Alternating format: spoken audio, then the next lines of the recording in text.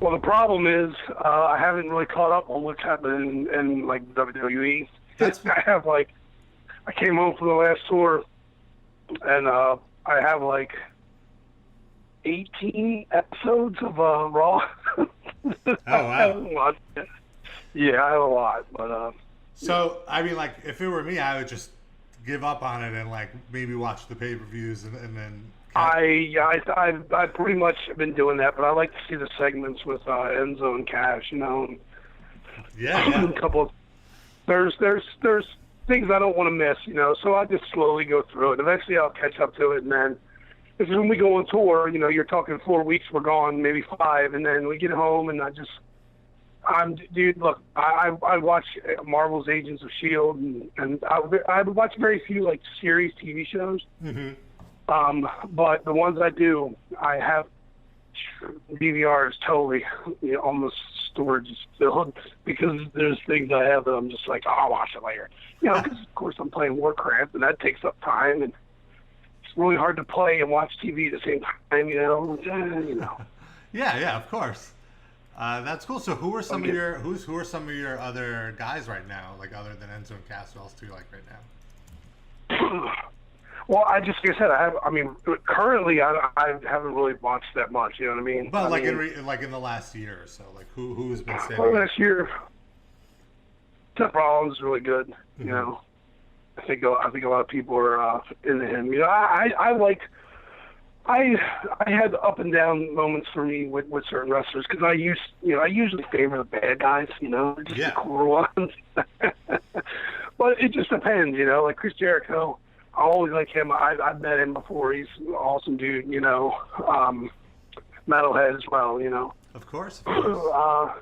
But you know, all the guys from the Shield. I think Roman Reigns gets a bad rap. You know what I mean? I agree. Kevin Owens. You know, Kevin Owens is awesome. You know.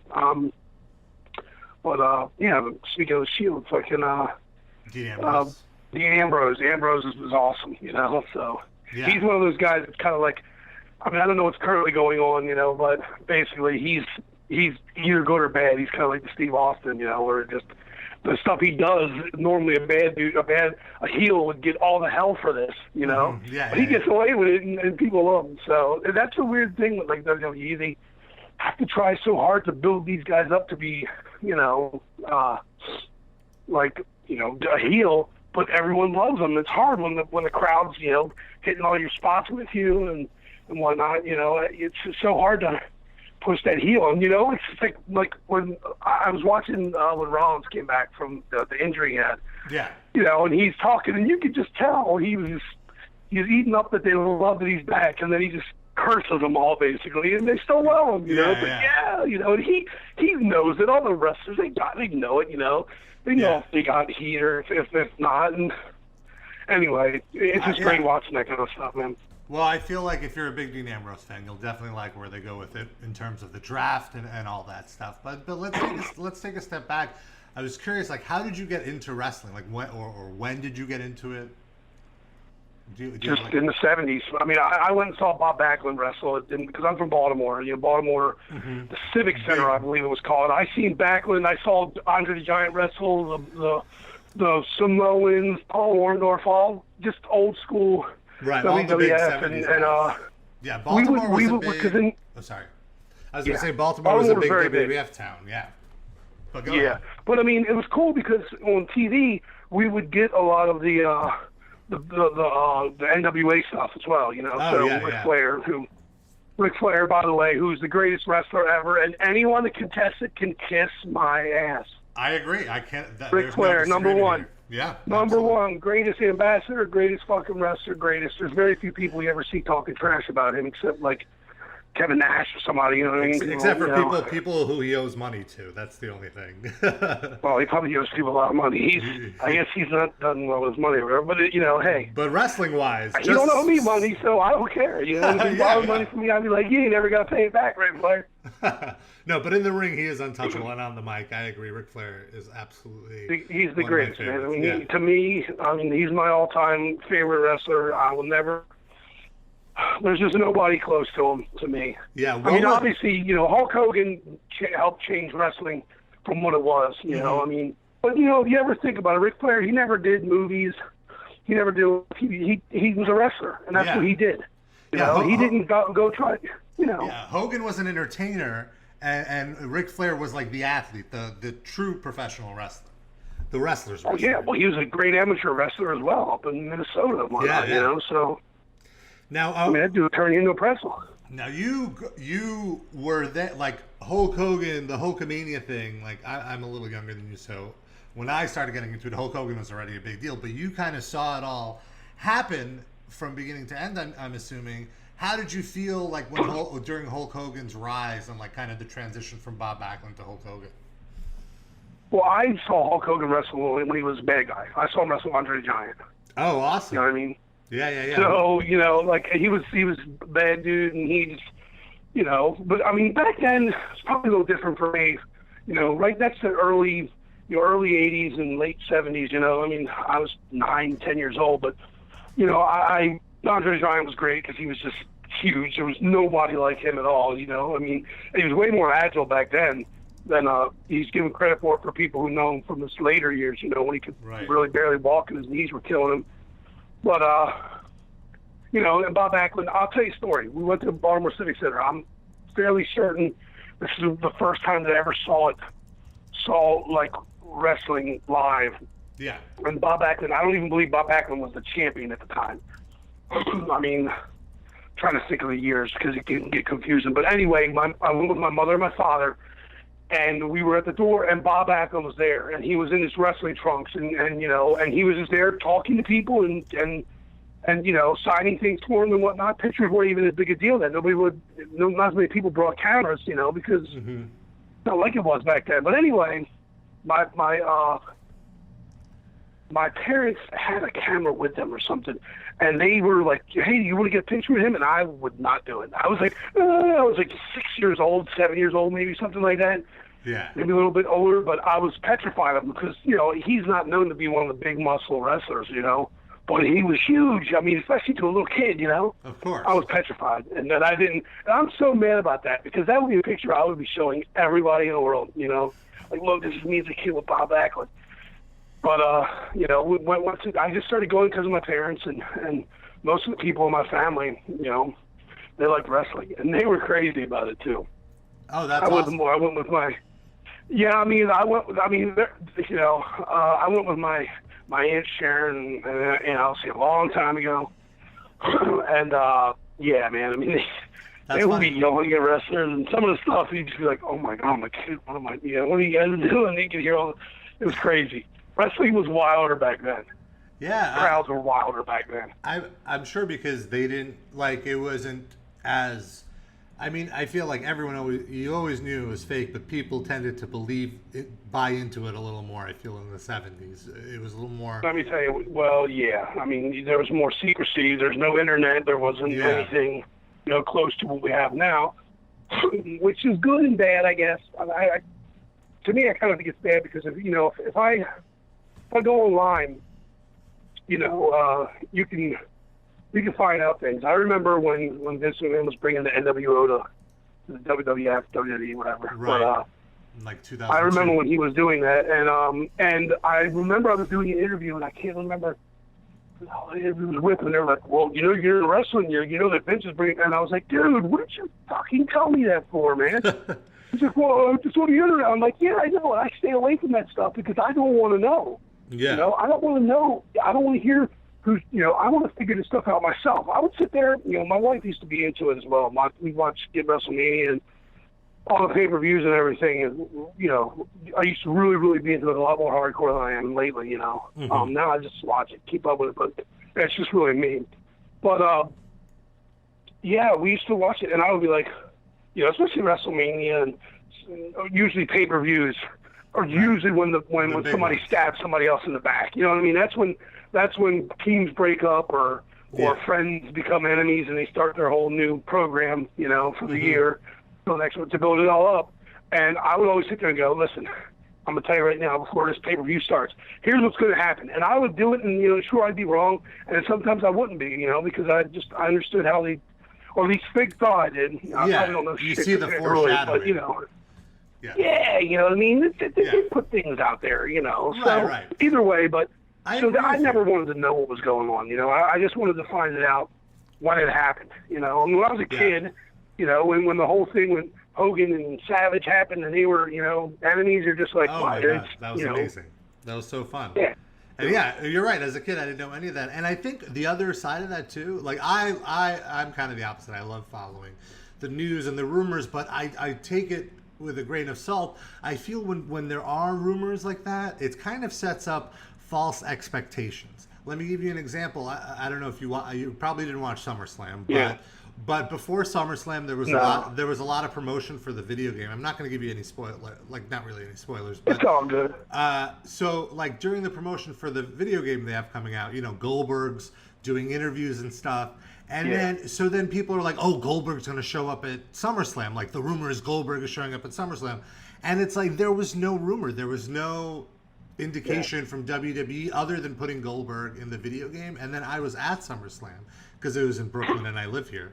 And during the main event, when, you know, Brock Lesnar's on the attack, people start chanting Goldberg, like expecting him to come out and save the day, but Goldberg wasn't even there, you know? Everyone's like, oh, we expect Goldberg. That's what the rumor was. But, like, there was no, like, nothing in canon of the story had that. So well, that's what they got to do now, you know? That's what they have to do, you know? Yeah. I mean, you got to put out you got to throw out some fake flyers, you know?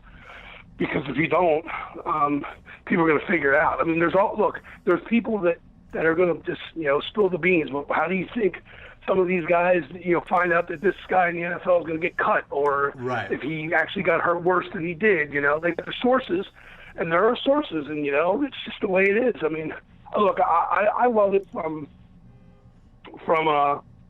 just from back when it is. I still love it. You know, I like I said, there's been laws of me following it more than than I used to, and now, like I said, I got to catch up to it, you know. Yeah. Because usually I talk to the John Davey of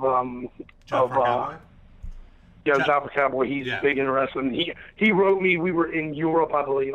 He texted me. I still haven't texted him back. He's gonna hate me. But he's like, "Have you been watching it?" And I'm like, you know, because you know I hadn't been, you know, because I only knew that he was into this because we did you know the Mayhem Fest in 2009. Yeah. And I rode on Joppa Cowboy's bus because our tour manager, front house guy, was working for them as well on the Mayhem tour. Mm-hmm. So I rode on the bus with Joppa Cowboy. They were doing an off-day show with Quick Kill Switch Engage and Whitechapel. And we went to this bar or something after, and wrestling was on. I was like, oh, I want to watch that. I'm taping it at home. You know, I don't want to see what's happening. I think it was Shaq fighting the Big Show or something. Oh, and he was like, oh, you like wrestling? Really? And I was like, yeah. So we went back to the bus, and just that whole night we buddied down, like just talking about wrestling and you know, just shooting all the shit about it. So that's funny that you mentioned that, because I talk to Johnny too about wrestling. We text every now and then as well. And the reason I wanted to interview you is because he would always bring up how on that Mayhem Fest, you got, like, I don't know which one of you guys had the direct TV, but you would just order pay-per-views on the bus and watch. Oh yeah, them. I did. I ordered one of them. It was maybe a SummerSlam or something. Yeah, it was on the bus, and I was like, dude, come on over, you know, drink some beer, watch wrestling. Yeah. Yeah, that's so great. Were there any other like musicians there, or was it just kind of the two of you that were broing out over wrestling? Me and him were really, you know, going off about the wrestling, you know, more than I can remember anybody else. There's people that, you know, I watched it as a kid or this and that. Some people have gotten out of it, you know, but I mean, you know, I will tell you, Dan Kenny from Suicide Silence, bass player of Suicide Silence, he has an Ultimate Warrior, the face paint, just a little mask. Yeah, that tattooed on his leg. Yeah, he has it on his leg, and actually, Funko Pop make those little figurines. Yeah. I bought the Ric Flair, of course. As soon as I saw it, Target exclusive, boom, Ric Flair. Bought that. I bought the Ultimate Warrior. I got the Andre the Giant one, and Roddy Piper. And I bought the Ultimate Warrior one. I sent it to DK, and I sent it to him. And I was like, dude, I got something for you, man. You know, just immediately thought about him because he has that tattoo. You know, so yeah, that's awesome. And somewhere on my phone, I have a video. He did some like wrestling kind of intro. I think covered like Rammstein or something, talking trash. So, I love it. Now, okay, so you're saying you're a big Ric Flair fan and you were a big WWF fan. How did you feel when Ric Flair showed up in like 1990, 91, whenever it was, with the WCW World title on WWF? How crazy was that? That was insane. That was one of the greatest moments ever. I mean, seriously, because that never happened. No one ever did that, and especially nowadays when you think about how it was back then compared to now. You know, it's mind blowing. It's true. It was holy moly! I remember seeing like when Ric Flair's DVDs. I have like all the DVDs, you know, he released and everything. That they wanted him to give him the belt. He's like, well, I put my deposit down. Why don't you give me my deposit right now? You can have the belt. And then, you know, there was a bunch of, I think it was Jim Hurd or somebody. He had a big falling out. He was like, screw you. I put my, $25,000 deposit or whatever. No, it was $125,000 that the champion has to put as like insurance in case you lose the belt or whatever. You know, deposit. And so when he got fired, he was like, all right, well, send me back my $125,000. And they were like, no, give us the belt back. And he's like, no, it's mine. I paid for it. And he said, hey, I'll come on to you. And he told Vince I'll have the belt. And Vince was like, of course, yeah, bring it, yeah. Do it, you know, crush these guys, you know. So I was always bummed that they never had that match at WrestleMania, Ric Flair versus Hulk Hogan. Now, you said you went to house shows. Did you happen to see any of those house show matches that they did? No, I haven't really. I probably haven't even. Because you know what? At that point, I always remember when we were trying, and I was like, man, Ric Flair will do his best for the business because that's who Ric Flair is. You know, Hogan won't drop the ball for anybody. He won't job for anybody. I mean, he eventually did. You know what I mean? But it probably cost Vince a lot of money for that to happen. Not for Flair, sir. But Ric Flair would have done but that's what I'm saying. Ric Flair would have done it. Yeah. You know, and lost for the betterment of wrestling. Yeah. Because that's who Ric Flair is. You know, what Triple H say. The only person who doesn't know who Ric Flair is Ric Flair. As far as like who, you know what I mean? Like, I'm Ric Flair. I'm this great wrestler. Yeah. You know, he doesn't look at it like that. He's just part of the boy. He's with the boys, and never. You know, I mean. Hogan's, I'm Hulk Hogan, kiss my ass, you know. I mean, no, I don't know the guy personally, so obviously this is just from just seeing things how I see them, but, I mean, look, the proof is in the pudding, you know what I mean? Yeah, like you watch can say late that 90s Hulk Hogan along WCW. with but Hulk Hogan along with Vince McMahon, they built Hulkamania, whatever, and pretty much put wrestling into the next stage and put it where it helped to put it where it's at now. But that could have happened just at a later time with Steve Austin and The Rock and stuff, And if Ric Flair would have really pushed himself as far as the businessman goes, into being, who he could have been doing TV and things like that, he would have just been just as much. If he'd have been with Vince and the bigger company, and Vince said it, because Vince took his, when he bought the company from his dad, he said his dad would have sold it to him if he knew what he was going to do with it. Yeah. And just said, screw all the promoters, I'm going to do my thing. Wherever I want. I'm selling my product across the U.S. without anybody having any say in it because it's mine. I can do what I want.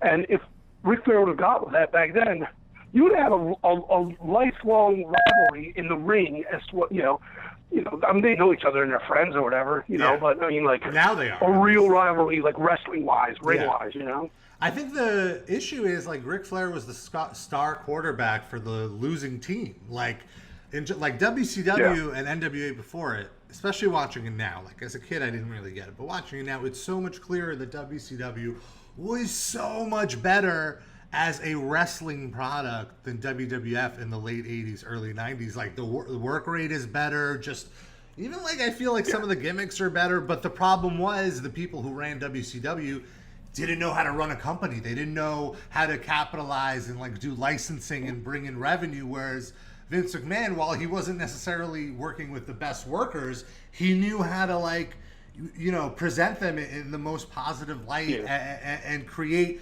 merchandise and T-shirts and action figures and video games. But he and all had that great stuff. wrestlers and whatever. He had great wrestlers.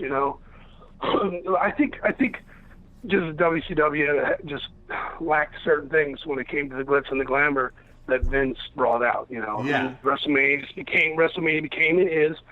a huge event, and it didn't take long. And Vince had, really famous people that were way more famous than the wrestlers coming out. And Hogan, of course, just, the next thing you know, he's this big star. He's in, he's in the movies, he's television, he's on every kid's lunchbox, and they're wearing his shirt like, like John Cena's the new Hogan, But even with WrestleMania, if you think about it, like WrestleMania wasn't the first closed circuit event. It was actually Starrcade. Oh, Starrcade predates it. But then Vince McMahon, because WrestleMania was so big, I'm sure you know the story. He basically on Thanksgiving, Starrcade would have been on Thanksgiving Day. He created Survivor Series, and also put it on Thanksgiving Day, and then told cable provider or whoever the people were running the show that you could only pick one of these shows, and if you don't run Survivor Series, I'm not going to give you WrestleMania, which is one of the biggest closed circuit gates they had, so they had to drop WCW. Yep. Which is kind of wrong. I mean, that's just... It's scummy business, but it's business, I agree, though. It's dirty business, but I mean, hey, it's what it is. You have to do what you have to do to sell your product, I mean, the thing is look, back then, if you wanted to see Ric Flair, you had to go to an NWA or WCW event, that's just the way it was, I mean, it's simple as that. You want to see him wrestle, you had to go to those shows whenever they came around. I mean, look, you can say whatever you want, as far as Vince goes and that kind of stuff, but dude, he made wrestling what it is today. Absolutely. Oh, yeah. I don't care what. If there was never a Hulk Hogan, there would still, he would have still built somehow. Absolutely. Some way. Because it had a lull, and he brought it back, and then, and WCW helped him to bring it back when they ignited those wars, and they were doing good, and then they blew it, but, I mean, it was, Vince built it up from basically East Coast, Northeast promotion into a global, and we're talking global, business. I mean, absolutely. Company, corporation, whatever you want. It's huge now. They go everywhere. So, I mean, look, I do love the old WCW. I mean, there were still characters there. I mean, the Four Horsemen are the greatest, stable there ever will be, and every other stable is just attempting to be what they were. There'll never be another one. I don't care who you put there. It won't be even close. I mean, you're just never going to get another Ric Flair. And Arn and Ole Anderson and Tully Blanchard, the original Four Horsemen, and J.J. Dillon with them. Come on, it's never going to get, And they terrorized people. They were the best, man. That was the greatest days ever. Talk about rooting for the heels, right? Like, how could you not root for the Horsemen? Dude, they were just like, we're better than you, just go away. We got cars, we got money, you're nothing. And they were really like that, I guess. So they were living the life for sure. Like living that life, just crazy. Oh, I mean, it was, because, when you're younger, you're just like, oh, wow, look, be like that guy. You got everything, look at that, Yeah, of course. Yeah, I want what they have, exactly. Now, Cannibal Corpse, Arn of and course, Rick, one of the most extreme bands, and I want to talk about Extreme Championship Wrestling, which I think is the death metal of pro wrestling, if we could call it. Oh, yeah. It's weird. I never really watched a lot of it. We'd heard about it, especially like me and Alex, our bass player. We'd heard about it back in the day, and I remember watching one, and somebody was wearing a friggin' Immolation shirt, and I'm like, are you kidding me? What is going on here? Dude, there would be so many metal shirts. Raven would just wear, like, Morbid Angel, like, all these, like, really, really cool metal, Nevermore. And, like, he would wear these cool shirts, and they would play metal, like real metal. That would be the intros. I think you should definitely, I don't know if you have the WWE Network. Once you're past all these shows you're behind on the DVR. Right. Look through, like, 95, 96 ECW. Look through the episodes with, like, Cactus Jack, Raven and Tommy Dreamer. Sabu, I feel, is one of the most innovative and underrated wrestlers of all time, because he was doing, besides all the hardcore stuff that he did, like, he had an unreal barbed wire match with Terry Funk, where basically I'm not sure if it was his tricep or his bicep, got caught in the barbed wire and basically got teared off the bone, and he just took a bunch of duct tape or whatever, taped up his arm and finished the match. He was out of his mind. But beyond the hardcore stuff, he did some of the most crazy high-flying moves at a time when no one was really doing high-flying. Like, right when that whole cruiserweight thing was starting, Sabu was at the forefront, and I feel since he was in ECW, which was way more underground, a smaller thing, he never really got the recognition or necessarily the money that would come with being such a legendary wrestler, you know? Yeah, totally. I mean, dude, and Terry Funk. I mean, come on, that guy. Terry Funk is. He's in it for the wrestling, you know. I mean, Terry Funk was not, you know, known to be like hardcore as he became, you know, like for some of the stuff he did. You know what I mean? Yeah, of course. And I mean, it's crazy. At first, he was an amateur wrestler. He was like a great amateur wrestler, NWA World Champion. And then in the 90s, he kind of gets this whole second or third, at this point, maybe wind, just doing crazy hardcore matches. It's like, and he's still he's just now finally saying he's not going to wrestle anymore. 20 years after, like, his first retirement match or whatever it is. I know, really. I remember he had a feud with Ric Flair, and I was just like, I hate this guy. I was really mad. He beat the hell out of Ric Flair after. After his Ricky Steamboat match. Yeah. That was such a great angle. I was so pissed. That was great. I mean, because, you know, Ric Flair, look, he brought a lot out of Ric Flair that probably Ric Flair you wouldn't have thought had, you know? Mm-hmm. Yeah, that was the first table spot in pro wrestling in the U.S. when Terry Funk pile drove Ric Flair through the table. And can you imagine how insane that was in like 1989, 1990, seeing somebody's neck drive through the table? Like, people must have... I saw it when it happened. I was like, what? I was so mad. I remember I was screaming at the TV. Who is this guy? Ric Flair's going to kill you? Like, I was so mad. Like, dude, I totally used to be like, trust me, when I was younger, I'd argue with some of my friends. They'd be telling me, dude, that's fake. I'd be like, I'll pause on you right now. We'll see how fake that is, you know? What the hell? Yeah, and I was like, I'll suplex you. Tell me if you think it feels good, you know? And they'd be like, dude, come on. You know, I knew they were right, and I just wouldn't give it up. I was like, no, you know, they hate each other. I don't want to hear this crap, you know? And my friends, of course, would, you know, tell them, you know, they know that I know, but I just don't want to give it up. I want to believe, you know? Well, I feel fake is inaccurate because, like you said, it's not fake. A suplex hurts, a power slam hurts. It's more staged or choreographed. I feel like that's a much better term to use. Sure, yeah, but dude, I hate when people say fake wrestling. Man, I don't even want to hear that. It's, you know, like everything's choreographed and they're working together to put on the best show they can. Yeah. But, you know, nobody watches. You know, if you get suplexed on the ground or on a mat, it might be cushioned, but it ain't cushioned enough that you don't feel it. Come on, these motherfuckers got tons of injuries and you know, dude, they're athletes like anybody else in any other sport. And, you know, I fully commend them, and I love what they're doing. And definitely don't try this at home, you know. Please go to Power Plant or whatever the hell they call it. What's the WWE thing they have? It's down in Orlando. Performance. It's Orlando, I think, right? Yeah. It's developmental area. Winter Park. Yeah. Yeah. So, I mean, you know, look, those guys deserve just as much credit as anybody else. Yes, the outcomes are you know, predetermined, but that doesn't matter. There's, you know, it's not a sport like a game, a contest between two people who are trying to beat each other. Well, you know what I mean, and the outcome's not set. Obviously, it's set, but you got to look at it for what it is, and know that these guys bust their ass, man, and their bodies are paying the price for it to entertain people and do what they always wanted to do. You know, I respect the hell out of it. Yeah, nobody watches like an action movie and when someone gets shot, like, oh, that's fake. He's not really shot. That's not real blood. Yeah, I mean, you know, it's a fucking movie. You know, what do you expect? Yeah, exactly. Now, so I want to know, what are some of your all-time favorite matches? What matches do you keep going back to that you have fond memories of? There's matches that aren't even like pay-per-view. I remember the Road Warriors and Larry and I think it's the Axe Henning and Kurt Henning and whatever. And this old AWA where they busted him up with a chair. He was stuck in the ropes. They were just bashing with a chair. And it was the Road Warriors just destroying the shit out of him. Road Warriors. I remember they spiked Dusty Rhodes' eye one time. The Road Warriors were crazy. Yeah. Oh, back in the day, the Road Warriors were awesome. You know what I mean? They were fucking incredible. I remember they spiked Dusty Rhodes' eye. I remember, too, there was a pay-per-view. I think it was a pay-per-view. It's WCW, I believe. And Luger comes out of this limo. It wasn't even a match. Comes out of this limo. It's got that limo with the big wing thing on the back of the trunk, you know.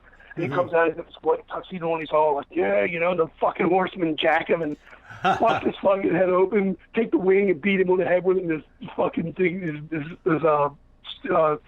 it's all suit, the blood all over it. I was like, yeah, the horsemen, you know. I remember, too, there was another thing where they had the horsemen, this was so ridiculous. They followed Dusty Rhodes. Yes! And he's in this truck with you know, PVC pipe and all over the truck. He stops at some bar or something, and they tie his arm to it. And I remember him going, "Make it good, Daddy, make it good." And they bash his arm with a baseball bat or something to break his arm because he's supposed to fight Ric Flair or something. I thought it was his leg. I believe it's his leg. The reason it's one of those, dude. I just remember they tied him to something. Well, let me tell the hell out of him. Let me tell you a story. I was listening to a Cody Rhodes interview, his son, Dusty Rhodes' son, and he was saying when that happened, you know, Dusty Rhodes put on a cast, and he would wear the cast at home. He would be working his son into thinking he had a real injury. And his son was so scared and like hated the horseman. Like, why would you beat up my dad like that? Like, that's how committed he was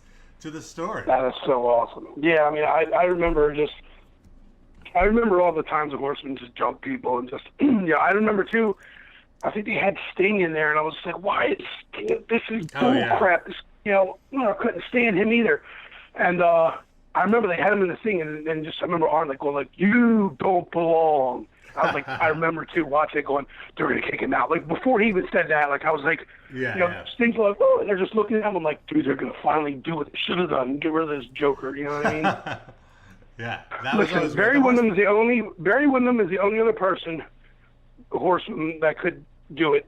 Nobody else. You know, once Ole was gone, I don't want to hear it. You know, he's the only one to me. I just all the other people he had in. Well, yeah, come on, man. Really? No offense. You know what I mean? I mean, you know, who else did they have? Didn't they have Malenko and Brian Pillman, Chris Benoit? Yeah, Malenko, that guy's a great wrestler. So you know what I mean? Whatever. But still, in the end, it's just, you know, I'm sorry. You know, the classic. Ole, Arn, Tully, and Flair, and that's it. You know, JJ Dillon, that's it. Yeah. You know what I mean? I mean, I just, that's back in the day, and I used to live for when they were just going to jump somebody, like, oh, they're going to, you know, whenever they were doing the interviews, I just always knew someone was going to come from the right or left and just start beating the hell out of somebody, and, oh, it was so great. I remember they used to try to scold Ric Flair, like, you know, you're doing this, and I'm commissioner, or I'm the, you know, manager, or this or that, and Ric Flair was like, who are you? You know, like, go away. They're afraid of you. Like now you get Stephanie, and she's just like, I could fire you, and it's like, it's okay, you know, it's not the same thing, man. Ric Flair's just laughing at whoever's trying to tell anybody in authority, like, I'm the champion, go away, you're not doing nothing to me. Put me in a match, that's about it, you know. What was they were the best. What was that your favorite time period of wrestling? Like, what is your favorite? Oh yeah, yeah, man. I mean, I you know what's weird? I did like the stuff with the NWO and the Wolfpack thing, you know, but this, you know, Hulk Hogan was kind of hard to really. Yeah, I didn't really like that. It was kind of a double-edged sword, because while I thought like Nash and Hall were cool and the invasion concept was cool, after a while it kind of got lame. Meanwhile, on WWE, they were doing the Steve Austin versus Hart Foundation angle, and DX started. Yeah. Like the 1996. Raw, like right after between WrestleMania 13 and 14, is some of my favorite wrestling of all time, because the writing was so good week to week. Like I've watched it back since, and like knowing where it's going, it's so crazy how they had everything all set up, and how every week the story kind of advanced, and there was like a new layer to it, and it was some of the best storytelling they've ever done. And Steve Austin is great. One of my all-time favorites. Oh yeah. I mean, you know, that's my mama's favorite. That's my mama's. She kind of got out of it, I think, once he was gone, you know. Oh, so your mom still watches it here and there, but, you know. Yeah, that's cool. I was saying your mom still watches it? Yeah, she keeps up with it, you know what I mean? I'll show her wrestlers, you know. Like, I just remember the other day I was showing her Amazon Cash. That dude is crazy, man. I love they're awesome. They're great. So, I agree.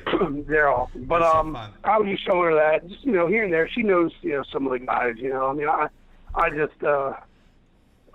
she's not, like, you know, into it like she used to. We watch it every week or whatever. You know? Yeah, it's so funny, because my parents got me into wrestling too, and my whole family was into it. You know? Me and my friends used to be stupid and do like backyard wrestling. Never jumping off, table on the tables or like that. Yeah. Just regular wrestling with body slams, but on the ground like idiots. You know what I mean? Like I remember I power slammed my brother one time. Like I was, the Hawk power slam. Wow. Yeah. I just a running power slam. I just jumped in the air and dropped him. He was like, "I can't breathe." I was like, "Oh God, what do I do?" I just knocked the wind out of him, but. My mother's like, "What are you doing? Just doing these stupid wrestling, man. They're gonna hurt." We could really hurt each other bad, doing that shit, just being totally irresponsible idiots, just and we were really like trying, putting each other figure fours and, trying to hurt each other. Like, give up, no, put a scissor lock, give up, no. I one time convinced my friend because he was smaller than me, to let me put him in the surfboard. And he was like, it was the most pain I've ever felt in my life. I'm sure. Gotta look that up. It's like, Did you ever have a cat? Like, did you have a wrestling character for yourself? Like when I was a kid, I would go by Vicious Power. Did you ever come up with a character? I might have when I was younger. I don't remember that. I remember, we used to, me and the bass player, I was singing this other band called Paths of Possession. The old bass player, Randy Buttman. We used to have like nights where we would play WCW NWO Revenge on Nintendo 64. Mm-hmm. Oh, let me tell you right now, the greatest wrestling game ever invented. Yes. It is incredible. Man, we have a friend of ours, Sebastian. He's from Belgium. He